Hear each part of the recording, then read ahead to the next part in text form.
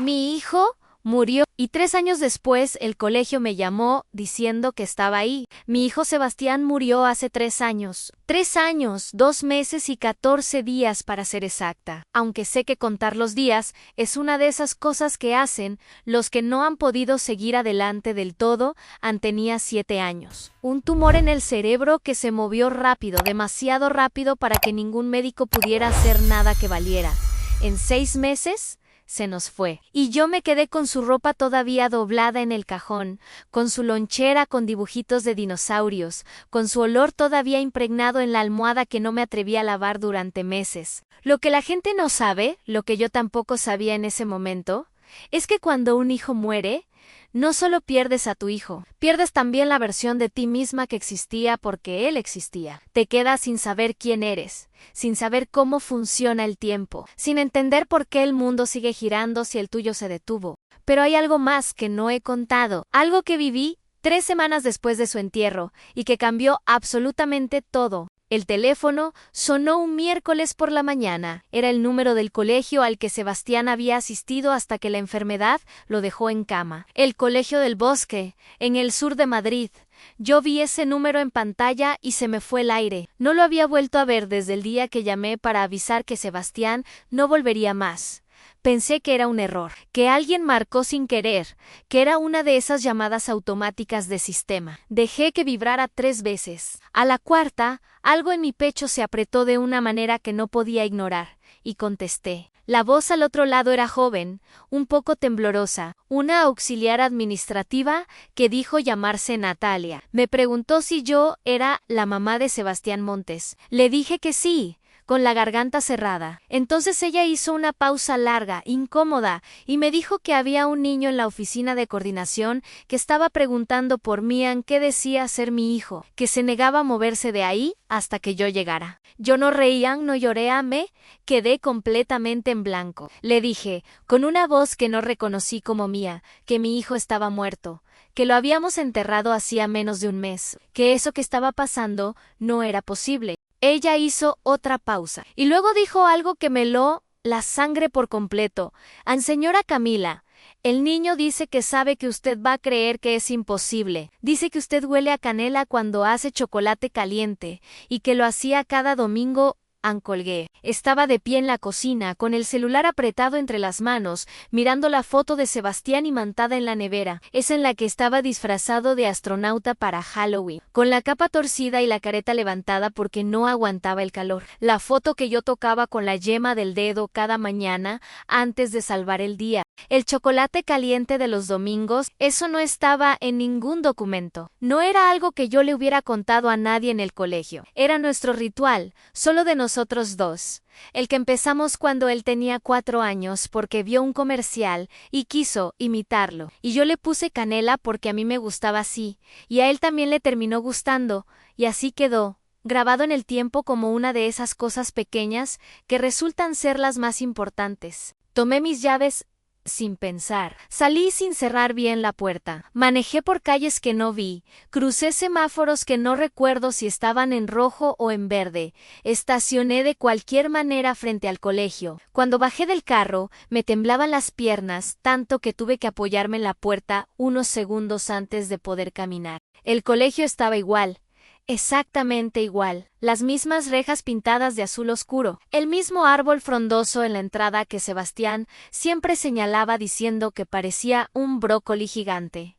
El mismo ruido de niños en el patio, todo absolutamente igual, como si el tiempo ahí adentro no hubiera pasado, como si yo pudiera entrar y encontrarlo en el salón de 3er grado, con su cuaderno de matemáticas lleno de borrones. La portera me reconoció, vi su cara cambiar cuando me vio.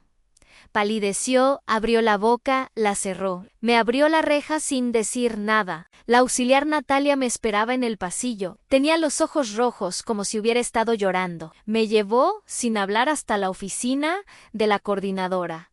la señora Silvia Herrera, una mujer grande y seria que yo había visto pocas veces y siempre con cara de pocos amigos. Esa tarde, la señora Herrera no tenía cara de nada, tenía cara de alguien que no sabe qué hacer con lo que está viendo. Me detuve frente a la puerta. Mi mano no quería tocar la manija, porque si era verdad lo que estaba del otro lado, entonces los 3 años que siguieron a ese día iban a ser la pesadilla más retorcida y cruel que podría imaginar. Y si no era verdad, si era una confusión, una crueldad, un juego de alguien enfermo, entonces yo estaba a punto de romperme en pedazos de una manera de la que no podría recuperarme. Abrí la puerta. La coordinadora estaba de pie detrás de su escritorio, con los brazos cruzados y la mandíbula apretada. La habitación olía a café viejo y a ese ambientador institucional que tienen todos los colegios del mundo. Había un niño sentado en la silla de espera, de espaldas a mí en su nuca, su cuello. La forma en que sostenía los hombros,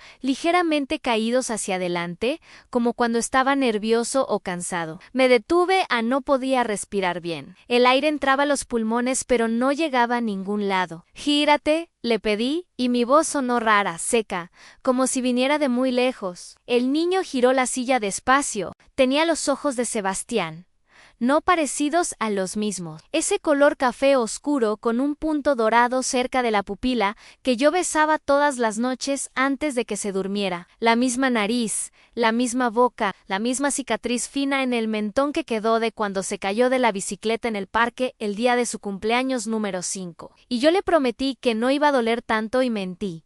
Y él me perdonó de todas formas en 2 minutos, porque así era Sebastián, imposible de tener bravo. Mami, dijo en solo eso, en solo esa palabra, y yo me doblé hacia adentro como si me hubieran golpeado en el estómago. Me sostuve del marco de la puerta. Sentí que el piso se movía, aunque no se estaba moviendo. La señora Herrera dijo algo que no escuché porque el sonido de mi propia sangre en los oídos lo tapó todo. El niño se levantó de la silla. Dio 3 pasos hacia mí. Los mismos 3 pasos cortos y un poco apresurados que daba Sebastián cuando quería un abrazo, pero no quería parecer que lo estaba pidiendo. Y entonces extendió los brazos. No lo abracé de inmediato, no podía. Me quedé paralizada mirándolo, buscando algo que no cuadrara, algo que me devolviera a la realidad, algo que me dijera que esto era una equivocación terrible o una crueldad calculada. Pero no encontraba nada. Cada detalle era correcto. Cada milímetro de ese rostro era el rostro de mi hijo. ¿Cómo se llama?, le pregunté a la señora Herrera, sin dejar de mirarlo. Dice llamarse Sebastián, respondió ella, con voz tensa. Llegó esta mañana solo. Dijo que sabía cómo llegar aquí, que necesitaba que lo ayudáramos a encontrarla a usted. Solo. ¿De dónde venía? No lo sabemos. No traía documentos. Tampoco ha querido decir dónde estuvo. El niño me miraba, tenía los ojos húmedos, pero no lloraba. Era esa forma que tenía Sebastián de aguantar el llanto, mordiéndose el interior de la mejilla, que yo le había enseñado para cuando estuviera en el colegio y no quisiera que los compañeros lo vieran llorar. Ese gesto específico, ese gesto que nadie más en el mundo podía saber. Dime algo, le pedí, con la voz quebrada. Dime algo que solo los 2 sepamos. Él pensó un segundo. Luego dijo, la canción del oso.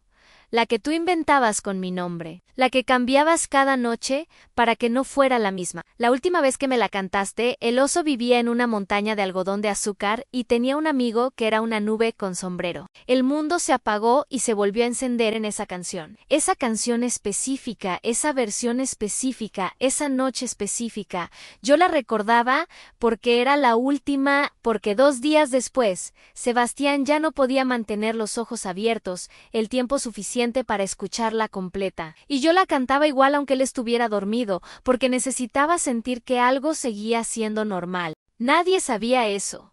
Absolutamente nadie. Mis rodillas cedieron. Caí de a poco, deslizándome por el marco de la puerta hasta quedar sentada en el suelo del pasillo, con la espalda contra la pared y las manos temblando sobre las piernas. La auxiliar Natalia se agachó a mi lado. La señora Herrera salió de detrás del escritorio y el niño se arrodilló frente a mí en el piso del colegio y puso sus manos pequeñas sobre las mías. «Te busqué, mami», me dijo bajito. «Tardé mucho.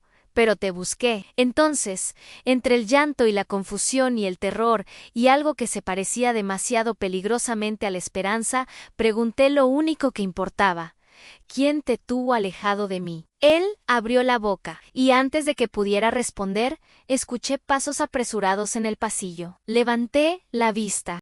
Mi cuñado Esteban Montes estaba ahí, con la cara desencajada, y dos hombres que yo no reconocí a su lado. Mi estómago se convirtió en piedra. Esteban era el hermano de mi exesposo Fernando. Era también el abogado que había manejado todos los trámites legales después de la muerte de Sebastián, el que me acompañó a firmar los papeles, el que tramitó el acta de defunción, el que se encargó de todo con una eficiencia que en ese momento interpreté como amabilidad y que ahora, viéndolo aparecer aquí con esa expresión en el rostro, me generaba un terror que no tenía nombre. Camila dijo, y su voz era fría, controlada. Necesito que te calmes y que escuches lo que tengo que decirte. Me puse de pie de un salto. Me coloqué entre él y el niño sin pensarlo, con los brazos abiertos, como escudo. No te acerques, le dije. Y en ese momento lo vi a él mirando al niño, y vi en su cara algo que me partió el corazón y lo incendió al mismo tiempo. Culpa, reconocimiento, a miedo, a no era sorpresa. Esteban Montes no estaba sorprendido de ver a ese niño ahí. Lo conocía. Hay momentos en la vida en que la mente se niega a procesar lo que los ojos están viendo, porque aceptarlo significaría que todo lo que creíste real fue mentira. Yo estaba en uno de esos momentos, de pie en el pasillo de un colegio, con un niño idéntico a mi hijo muerto detrás de mí, y con el hombre que manejó su muerte legal mirándome con la cara de alguien que sabe que ya no puede sostener el peso de un secreto. La señora Herrera llamó a la policía. Lo hizo discretamente, desde su celular, mientras Esteban y yo nos mirábamos en silencio. Los dos hombres que venían con él se quedaron en la entrada del pasillo como si estuvieran bloqueando la salida. Eso me dijo todo. Cuando llegaron los agentes 15 minutos después que se sintieron como 15 horas, Esteban intentó hablar primero. Explicó, con su voz de abogado, que había una situación de confusión, que ese niño era un caso de identidad equivocada, que yo estaba en un estado emocional delicado desde la muerte de mi hijo y que probablemente estaba proyectando. Lo dijo de manera tan fluida, tan clínica, tan perfectamente razonable, que por un segundo vi a los agentes asentir. Y entonces el niño habló, dijo su número de documento de identidad escolar, el número que le habían asignado en el sistema cuando se matriculó en primero de primaria, un número que yo no recordaba de memoria, pero que la señora Herrera sí podía verificar. Lo dijo sin dudar, sin tartamudear, con la misma calma aterradora que había tenido desde que llegué. La coordinadora revisó en el sistema. El número correspondía a Sebastián Montes, hijo de Camila Vargas y Fernando Montes. Edad 7 años al momento de su última asistencia. Estado en el sistema inactivo por fallecimiento reportado AN. Pero ahí estaba. Con ese número AN, con esa cara, con esos ojos. Esteban intentó decir que el sistema podía tener errores, que los números podían coincidir por fallas administrativas, que esto era una situación que debía manejarse con calma y con las autoridades competentes, no en el pasillo de un colegio. Tenía respuesta para todo, como siempre, como toda su vida, como en todas las reuniones de familia donde yo sentía que él manejaba cada conversación como si fuera un juicio y todos los demás fuéramos testigos sin abogado. Fue entonces cuando uno de los agentes le preguntó su nombre completo, y cuando Esteban respondió, el agente lo miró durante un segundo y le dijo que había una alerta activa relacionada con su nombre en el sistema de protección de menores, una alerta puesta 3 meses antes por un asistente social de los servicios de protección que había recibido una denuncia anónima sobre un niño retenido sin documentos en una finca de Sevilla registrada a nombre de la empresa de Esteban. Esteban no habló más después de eso. Lo que supe en los días siguientes, primero a cuentagotas y luego de un golpe, fue lo siguiente. An Sebastián no había muerto. El tumor era real. el diagnóstico era real. Los 6 meses de deterioro eran reales, pero en las últimas semanas, cuando los médicos dijeron que quedaba poco tiempo, Fernando y Esteban habían tomado una decisión que yo nunca supe, que nunca probé, que se tomó sobre mi cabeza como si yo no existiera o como si existir no me diera derechos sobre mi propio hijo. Fernando había encontrado un médico en Barcelona que ofrecía un tratamiento experimental, costoso, riesgoso, completamente fuera del sistema de salud regular. El médico pedía que el proceso fuera privado, discreto, sin registros oficiales, porque el tratamiento no tenía aprobación legal. Para poder trasladar a Sebastián, sin mi consentimiento, sin que yo pudiera intervenir o negarme, Fernando y Esteban habían falsificado el acta de defunción. Mi hijo no estaba muerto. Mi hijo había estado en tratamiento en recuperación, en una finca en Sevilla, cuidado por una enfermera privada, lejos de mí, mientras yo pasaba 3 años llorando sobre una tumba vacía. Lo que vino después fue el caos en las autoridades, las declaraciones en los abogados, mi familia, la de Fernando, la prensa que se enteró por un filtro y convirtió todo en un espectáculo que yo no pedí, mi mamá llorando en mi sala, mi hermana diciéndome que tenía que ser fuerte, psicólogos, asistentes sociales, jueces, pero lo que nadie entendía, lo que yo no podía explicarle a nadie porque requería vivir en mi cuerpo para comprenderlo, era que yo sentía 2 cosas completamente contradictorias al mismo tiempo y con la misma intensidad. Una, alegría que me desbordaba, que me hacía querer correr y gritar y abrazar el aire, porque mi hijo estaba vivo, en respirando, en caminando, en hablando, Anaí. Y una rabia tan profunda y tan fría que no se parecía a nada que hubiera sentido antes. Una rabia que no tenía temperatura, que no ardía, que simplemente existía en el fondo de mí como algo permanente, como algo que ya no iba a irse nunca completamente porque 3 años de duelo falso, de ausencia fabricada, de un dolor que no tenía que haber existido, que fue construido deliberadamente por las personas que se suponía que me amaban. Fernando, el hombre con el que me casé, Esteban, el cuñado que me abrazó en el entierro y me dijo que lo llamara si necesitaba algo. Habían tomado a mi hijo Anlo, habían escondido y me habían dejado sola con una mentira para que la enterrara. Lo que voy a contar ahora es lo que la mayoría de la gente no sabe, lo que no salió en los artículos de noticias, lo que no dije en las declaraciones, lo que guardé para mí, porque había partes de esta historia que todavía no estaba lista para compartir. Empiezo con Fernando, porque es la parte que más me costó procesar. Cuando le pregunté ¿por qué? Directamente, sin abogados en la sala, en el único momento en que los dos estuvimos solos, durante todo ese proceso, él me miró y me dijo que lo hizo porque sabía que yo me iba a negar al tratamiento, que yo era demasiado emocional para tomar decisiones racionales en ese estado, que él no podía arriesgarse a que yo bloqueara la única opción que podía salvar a Sebastián, que lo hizo por amor al niño. Lo dijo convencido, eso fue lo más perturbador. No estaba tratando de manipularme, no estaba buscando mi compasión tácticamente. Realmente creía que había hecho lo correcto. Realmente creía que su criterio sobre qué era mejor para mi hijo valía más que mi derecho a saber que mi hijo estaba vivo. Y ahí estaba el patrón que yo no había querido ver en 8 años de matrimonio. Fernando siempre había tomado decisiones por mi bien, sin consultarme. La casa que compramos sin que yo la eligiera, porque él ya tenía todo calculado. El trabajo que aceptó en otra ciudad sin avisarme hasta que era demasiado tarde para objetar. Las finanzas que manejó solo porque consideraba que yo no tenía cabeza para los números. Decisiones pequeñas y grandes, tomadas siempre con esa misma lógica de que él sabía mejor, de que mi rol era adaptarme. La muerte falsa de mi hijo había sido la culminación de todo eso. La decisión más grande posible, tomada de la misma manera que todas las anteriores. Pero Fernando no era lo único, porque mientras investigaba, mientras hablaba con abogados, mientras revisaba documentos, fui descubriendo capas que nadie me había mostrado. ¿El tratamiento funcionó? Eso es lo que no podía ignorar, aunque quisiera. El tratamiento experimental, el médico cuestionable, la finca escondida. Todo eso había funcionado. Sebastián estaba vivo y estaba sano. El tumor había respondido. Los controles de los últimos meses mostraban que estaba en remisión completa. Y si yo hubiera dicho que no, Esa pregunta me persiguió durante meses. Me la hice en la madrugada, me la hice en la ducha, me la hice mirando a Sebastián dormir, después de que finalmente volvió conmigo. Cuando lo veía respirar con esa calma de los niños que no saben todavía la dimensión de lo que vivieron, hubiera dicho que no. Honestamente no lo sé.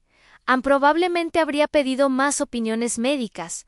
Probablemente habría dudado mucho. Quizás, en alguna versión alternativa de mi vida, mi miedo y mi agotamiento me hubieran hecho rechazar la única opción que funcionó. No sé si eso los absuelve, no sé si eso me hace menos víctima. Sé que no importa, porque el derecho a tomar esa decisión era mío, y me lo robaron de todas formas, sin importar el resultado. Lo que sí descubrí, lo que cambió todo por segunda vez, fue lo que encontré revisando los documentos financieros del proceso.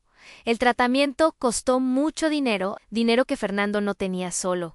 Esteban había puesto parte, pero había una tercera fuente que yo no había considerado. La herencia de mi suegra Isabel, que había muerto 6 meses antes que Sebastián, había sido manejada por Esteban en su rol de abogado de la familia. En el testamento, Isabel había dejado una suma específica para la educación y bienestar de sus nietos, una suma que legalmente debía ser administrada conjuntamente por los padres de esos nietos, por Fernando y por mí. Esteban había movido ese dinero sin mi firma, había falsificado mi autorización, había usado el dinero que legalmente era también mío, destinado a mi hijo, para financiar un plan que me excluyó completamente. Cuando el juez escuchó eso, cambió la naturaleza del caso. Ya no era solo una situación de decisiones médicas cuestionables, era fraude documental, era falsificación de acta de defunción, era apropiación ilegal de fondos, era retención de menor. Esteban enfrentó cargos penales, Fernando también, aunque sus abogados lograron negociar algunos puntos. El médico de Barcelona perdió su licencia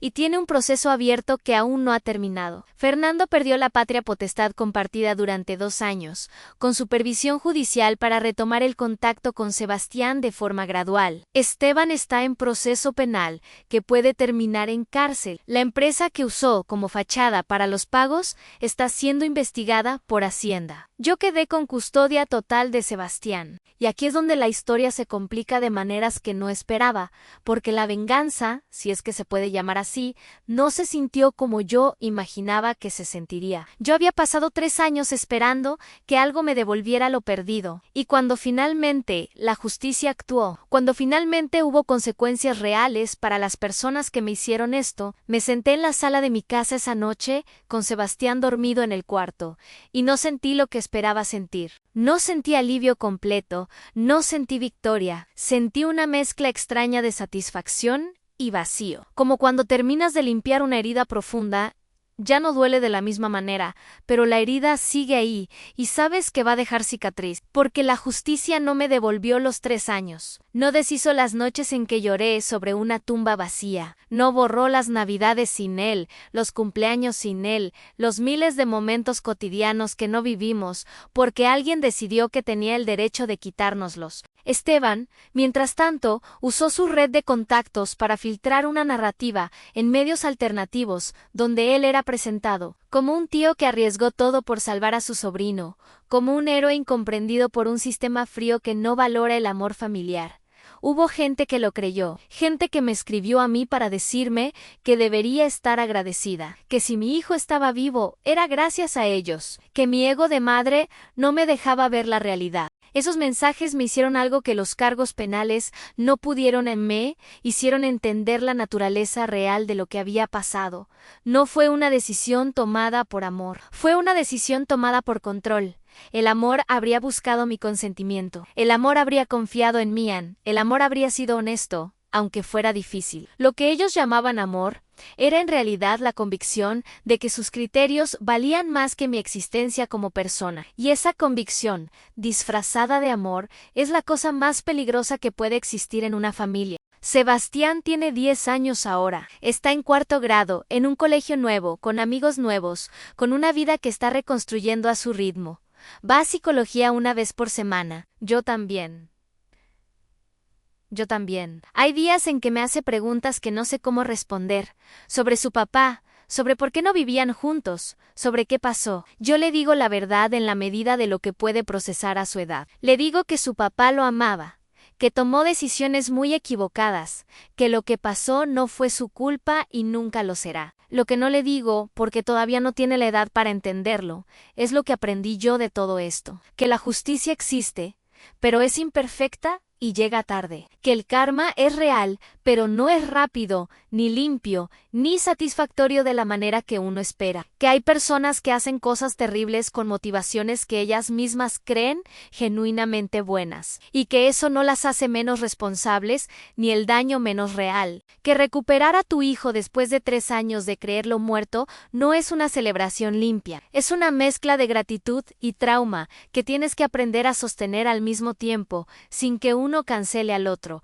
y que yo, Camila Montes, sobreviví, no entera, no sin marcas, no sin noches en que todavía me despierto buscando el peso de una pena que ya no debería estar ahí. Pero sobreviví, ay Sebastián también, y eso, por ahora, tiene que ser suficiente. Si llegaste hasta aquí, significa que esta historia te tocó el corazón. No cuesta nada darle like a este video y suscribirte al canal para que no te pierdas las próximas historias. Cada semana traemos testimonios reales, profundos y humanos que nos recuerdan que nadie está solo en lo que vive. Suscríbete, activa la campanita y déjame en los comentarios qué fue lo que más te impactó de esta historia. Nos vemos en el próximo video.